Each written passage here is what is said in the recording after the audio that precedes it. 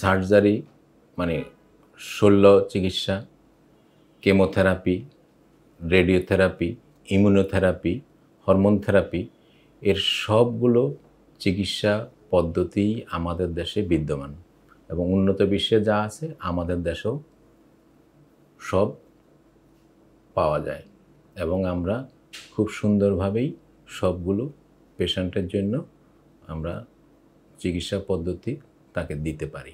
চিকিৎসা উন্নত বিশ্বে সম্ভব, সেই চিকিৎসা আমাদের দেশেও সম্ভব। শুধু একটাই যে আমরা এখনও রোবটটা পাইনি, রোবট পেলে উন্নত চিকিৎসার জন্য আর আমাদের রোগীদের বাইরে যাওয়ার প্রয়োজন পড়বে না। তিনভাবে করা যায়, সেটা হচ্ছে ওপেন পেট কেটে, আরেকটা হচ্ছে ল্যাপারোস্কোপির মাধ্যমে এবং সর্বশেষ রোবোটিক সার্জারির মাধ্যমে। তো দুর্ভাগ্যজনকভাবে আমাদের দেশে এখনও রোবোটিক সার্জারিটা আসেনি, কিন্তু ওপেন অপারেশন এবং ল্যাপারোস্কোপিক অপারেশন আমাদের দেশের রোগীরা পেয়ে থাকেন।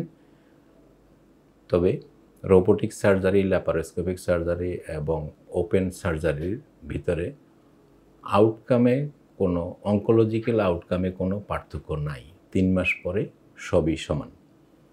শুধু হসপিটাল স্টে এবং অপারেশন টাইমটা লেংদি হয় ওপেন সার্জারিতে, রোবোটিক সার্জারিতে এর হসপিটাল স্টেটা কম, খরচটাও কমে আসে। এবং রেডিয়েশন,